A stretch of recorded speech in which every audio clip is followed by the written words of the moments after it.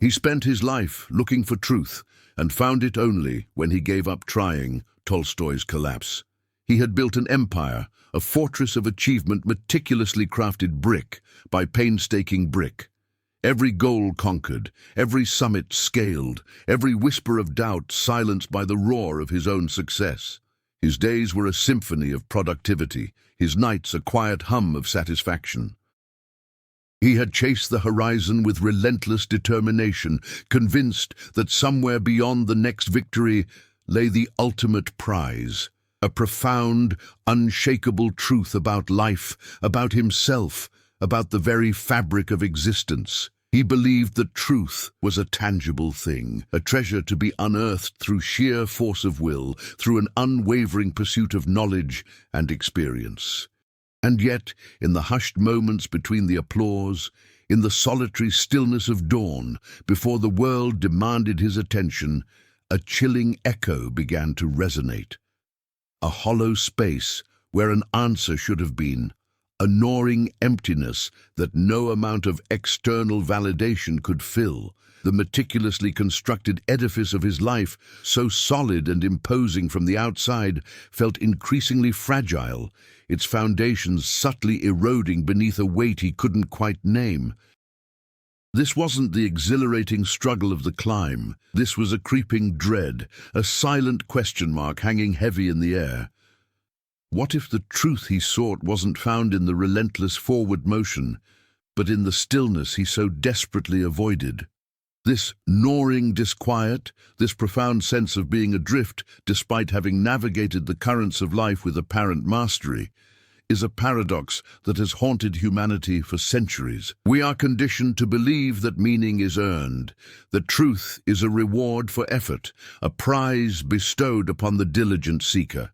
We are taught to strive, to achieve, to conquer, to accumulate, be it knowledge, wealth, or status.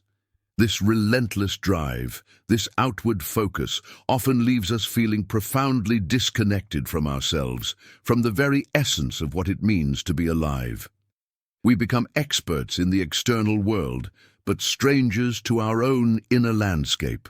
The modern condition, in its relentless pace and digital cacophony, amplifies this disconnect. We are bombarded with information, with endless possibilities, with the curated lives of others, all of which can foster a deep-seated anxiety, a feeling of inadequacy, and a pervasive sense of emptiness that even the most dazzling achievements cannot assuage.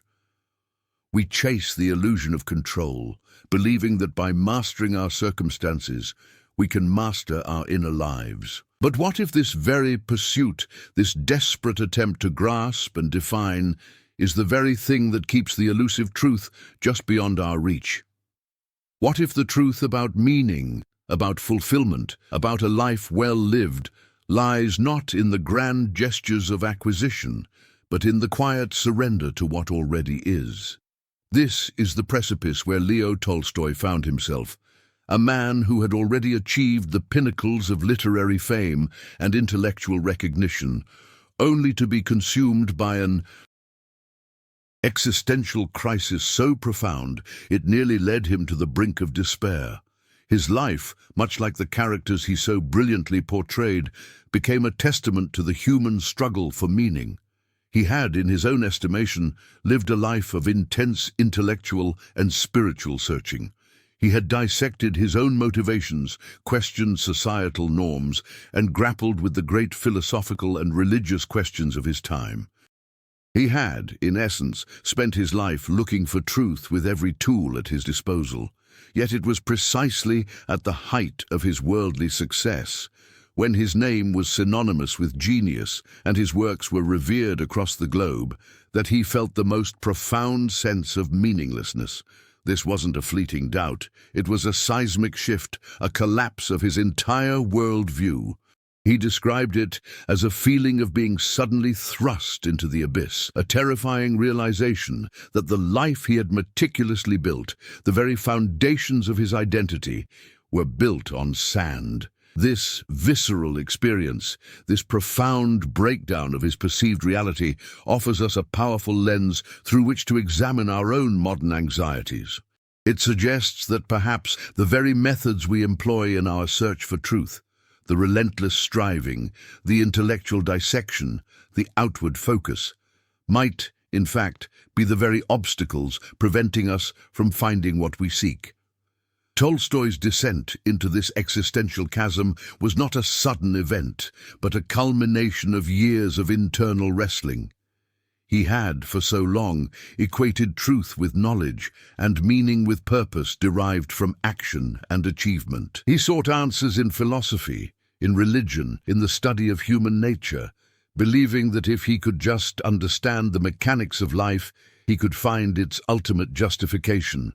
But the more he analyzed, the more he questioned, the more the answers seemed to recede, like a mirage in the desert. He saw the futility of a life lived solely for the sake of living, a life that ended with death and left no lasting imprint, no ultimate justification for its existence. He observed the apparent absurdity of it all, the brief flicker of human consciousness against the backdrop of an indifferent universe, the inevitable decay and dissolution of all that we hold dear. This realization was not an intellectual exercise.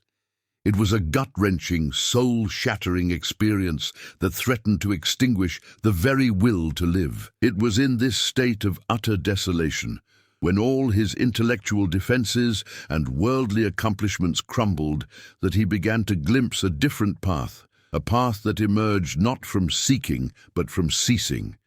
He had diligently sought the truth, cataloguing its fragments, dissecting its components, believing that the sum of its parts would reveal its whole. But the truth he was beginning to understand was not a puzzle to be solved, nor a treasure to be unearthed through relentless digging. It was, perhaps, something far more subtle, something that revealed itself not in the noise of the search, but in the profound silence that followed the surrender of the search itself. He had spent his life accumulating, building, striving, always looking outward for validation and meaning. He had achieved a level of external success that most people only dream of, yet found himself profoundly empty. This emptiness, this terrifying void, was not a sign of failure, but a signal, a potent indicator that his approach was fundamentally flawed.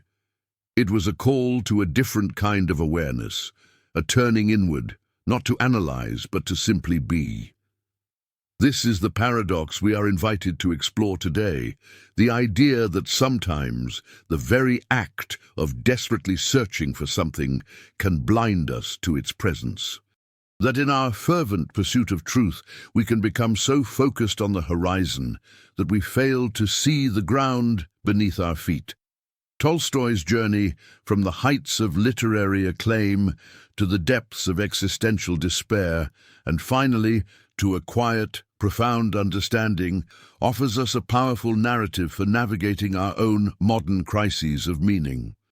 It suggests that perhaps the answers we crave are not out there, waiting to be discovered, but in here, waiting to be recognized, once we quiet the clamor of our striving and allow ourselves to simply be.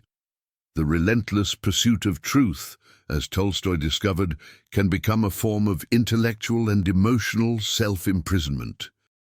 When we fixate on a singular definition of truth, often one rooted in empirical evidence or logical deduction, we risk overlooking the vast spectrum of human experience, where truth manifests in more fluid, subjective, and even paradoxical ways. Consider the artist, whose truth resides not in objective fact, but in the emotional resonance of a brushstroke, the raw vulnerability of a melody, or the evocative power of a sculpted form. Or the lover, whose truth is not a statement of verifiable data, but a profound, almost ineffable connection that transcends rational explanation.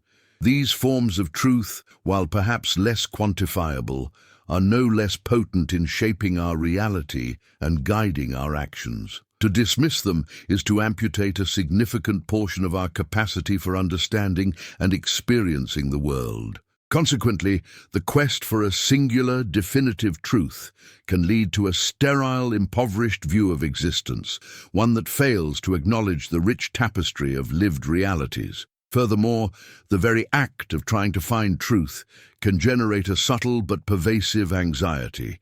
This is the anxiety of the perpetually dissatisfied seeker, the one who believes they are perpetually on the verge of a breakthrough, yet never quite arrives.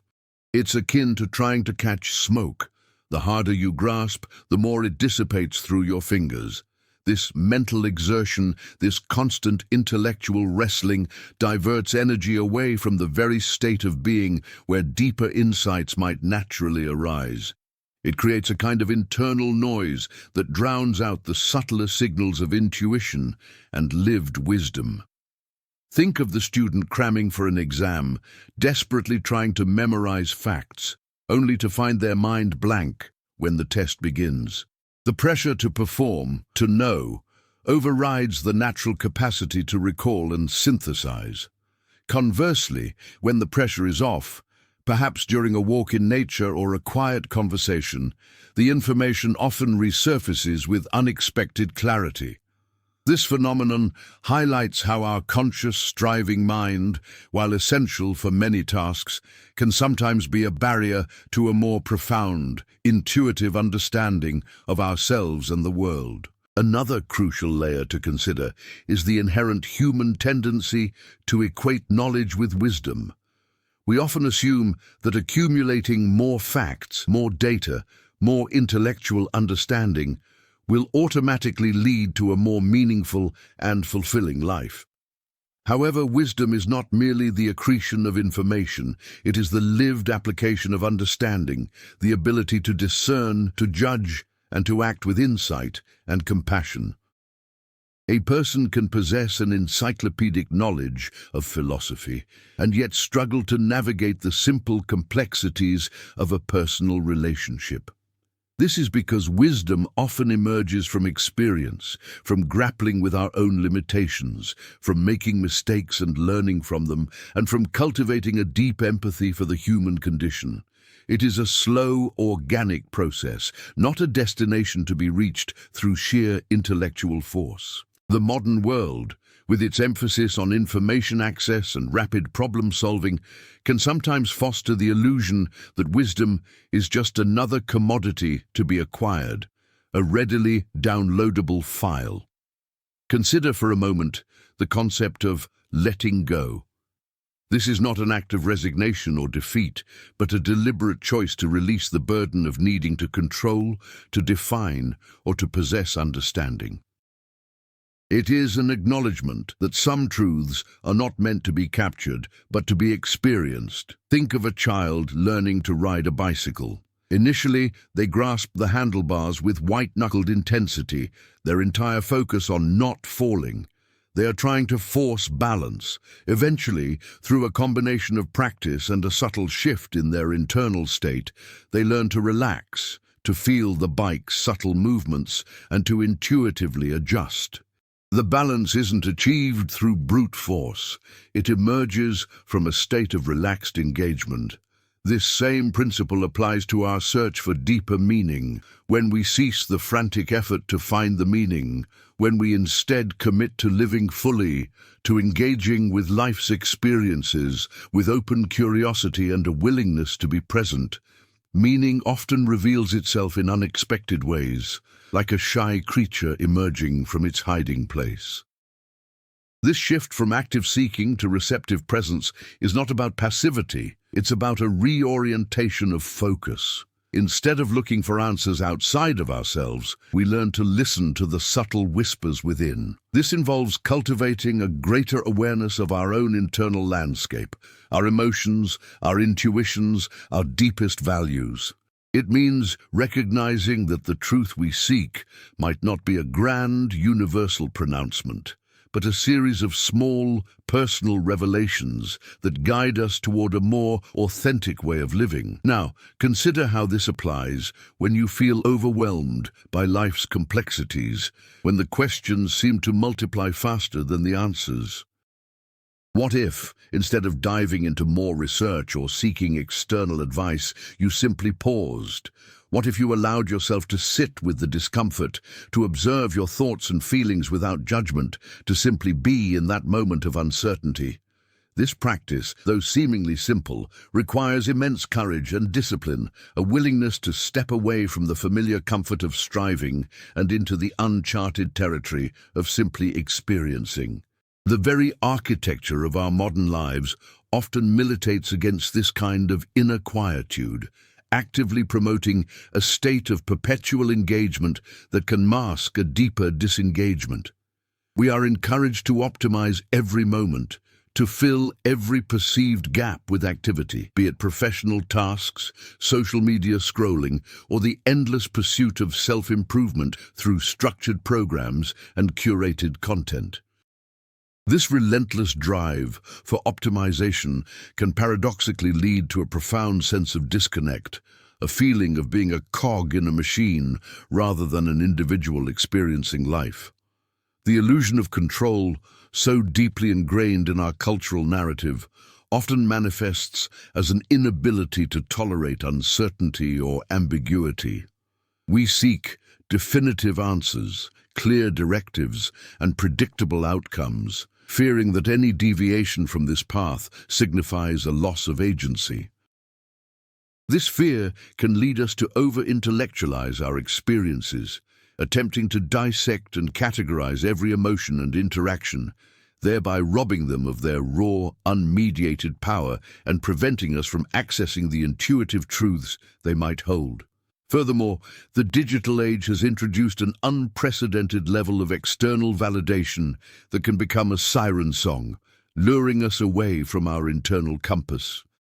The constant stream of likes, comments, and shares can create a feedback loop where our sense of self-worth becomes inextricably linked to external approval. This external focus makes us highly susceptible to the opinions and expectations of others, diverting our attention from the more subtle, authentic voice within. We begin to curate our lives not for our own fulfillment, but for the consumption of an imagined audience, thus further distancing ourselves from genuine self-discovery.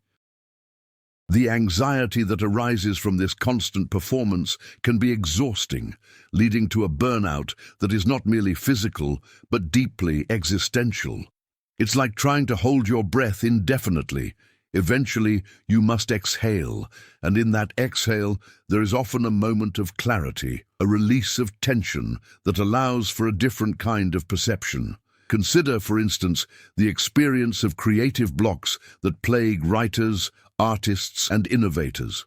Often these blocks are not due to a lack of ideas, but an overactive inner critic, a relentless self-interrogation that stifles the natural flow of inspiration. The artist, desperate to produce a masterpiece, becomes paralyzed by the fear of imperfection, by the need to prove their worth through a tangible output. They are so focused on the result, on the external validation that such a result might bring, that they lose touch with the very process that fuels creativity.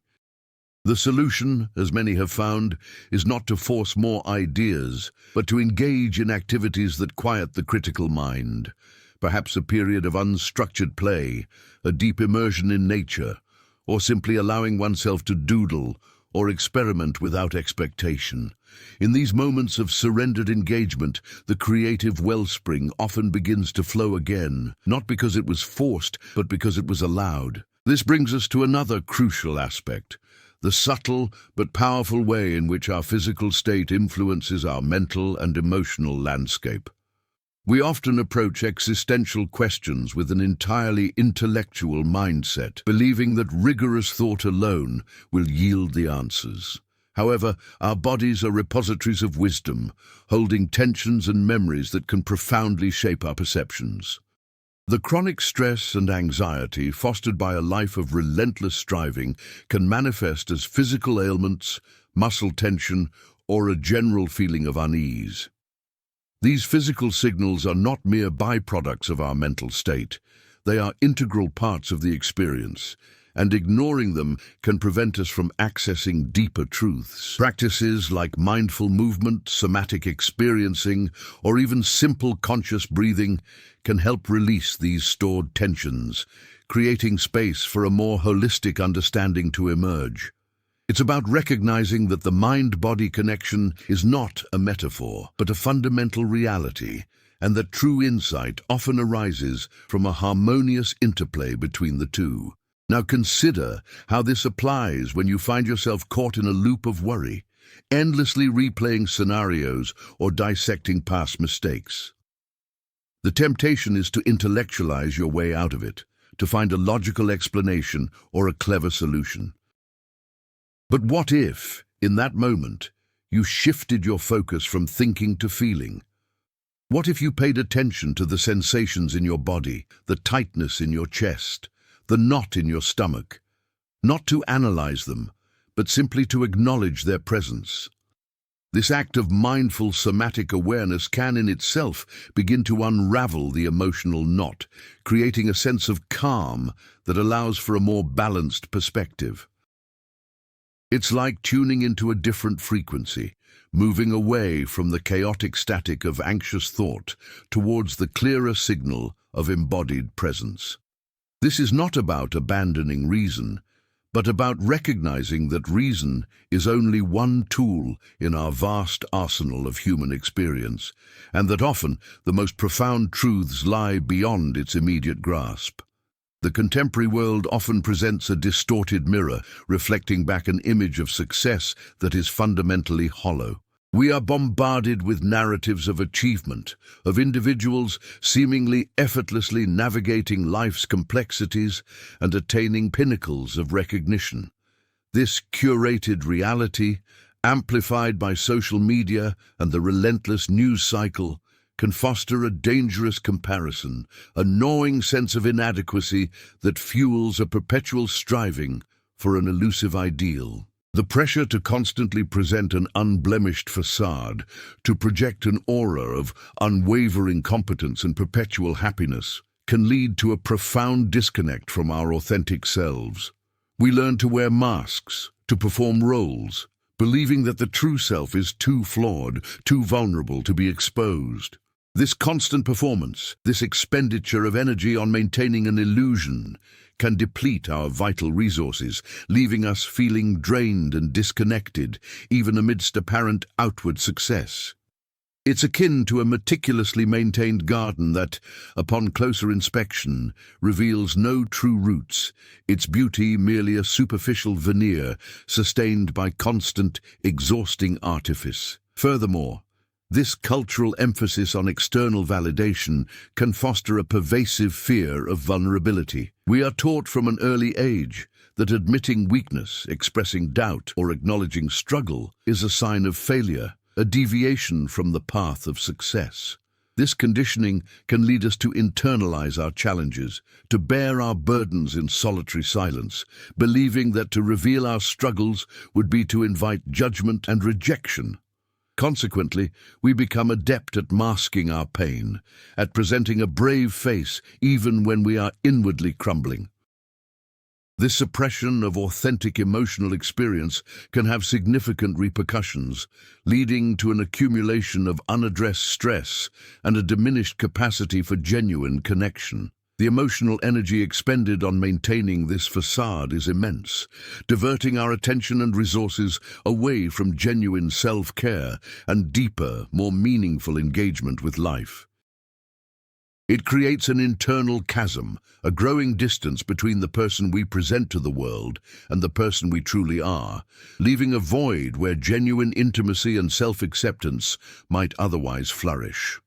Consider the athlete who, after achieving a monumental victory, confesses to battling severe depression or crippling self-doubt throughout their training. Their public persona, built on strength and unwavering resolve, belies a private reality of immense internal struggle. The triumph, while outwardly celebrated, does not automatically erase the underlying emotional turmoil. This disconnect highlights how the metrics of success we often employ, accolades, wealth, public acclaim are insufficient indicators of inner well-being. They fail to account for the invisible battles waged within, the quiet anxieties, the moments of profound loneliness that can accompany even the most spectacular achievements. The pressure to conform to these external benchmarks can create a cycle of performance, where individuals feel compelled to continually achieve more, to push harder, in an attempt to silence the inner voice of doubt and inadequacy, rather than confronting and integrating it. Building on this, however, we must also acknowledge the subtle ways in which our pursuit of certainty can become a self-imposed prison. In a world that often feels chaotic and unpredictable, the allure of definitive answers and clear-cut solutions is powerful.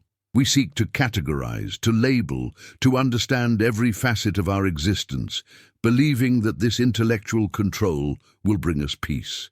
Yet this relentless quest for certainty can inadvertently stifle growth and limit our capacity for embracing the unknown. Life's most profound lessons often emerge not from the neatly packaged answers, but from the uncomfortable spaces of ambiguity and the willingness to sit with unanswered questions. The fear of the undefined can lead us to prematurely close off avenues of exploration, to resist experiences that do not immediately offer a clear narrative or a predictable outcome. This can result in a life lived within carefully constructed boundaries, safe perhaps, but ultimately restrictive, denying us access to the richness and transformative potential that lies beyond the comfort zone of absolute certainty.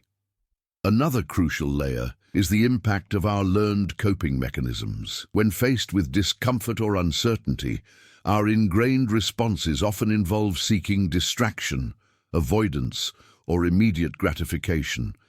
These strategies, while offering temporary relief, prevent us from developing a deeper resilience and a more authentic relationship with our inner experiences. We become conditioned to flee from discomfort, rather than learning to navigate it, thereby reinforcing the very patterns that contribute to our sense of emptiness. The constant availability of distractions, from digital entertainment to endless consumption, further facilitates this avoidance, creating a culture where introspection is often seen as unproductive or even undesirable. Consequently, we may find ourselves perpetually busy, yet profoundly unfulfilled, running on a treadmill of activity that ultimately leads nowhere. The challenge, then, lies not in eliminating discomfort, but in learning to be present with it, to understand its message, and to allow it to guide us toward a more integrated and meaningful existence. Reflecting on this journey so far, we've traced the contours of a profound human paradox. The relentless pursuit of external validation, the meticulous construction of a life built on achievement and control, often leaves us adrift in a sea of unarticulated longing. We've considered how the very tools we employ to grasp truth, intellectual rigor, unwavering striving, the constant quantification of progress, can, ironically, obscure the very essence we seek. The modern landscape, with its ceaseless demands and curated illusions, amplifies this internal dissonance, fostering a deep-seated anxiety that even the most dazzling successes cannot fully assuage. This pervasive feeling of being lost, even when seemingly on solid ground, is not an anomaly, but a recurring theme in the human experience, a silent signal that our current maps may be leading us astray. Therefore, the true practice begins now. It is in the quiet moments between tasks, in the spaces where busyness recedes, that the seeds of deeper understanding can be nurtured. It is in the conscious choice to observe our thoughts and emotions without judgment, to embrace the discomfort of uncertainty, and to extend ourselves the same compassion we so readily offer to others. The path to truth is not a linear ascent, but a spiral, leading us ever deeper into the heart of our own being. It is a journey of gentle unfolding, of recognizing that the meaning we seek is not something to be found, but something to be lived, moment by moment, breath by breath. Let this reflection be not an end, but a quiet invitation to continue this exploration, to trust the unfolding, and to find the profound truth that lies not in the striving, but in the simple, courageous act of being.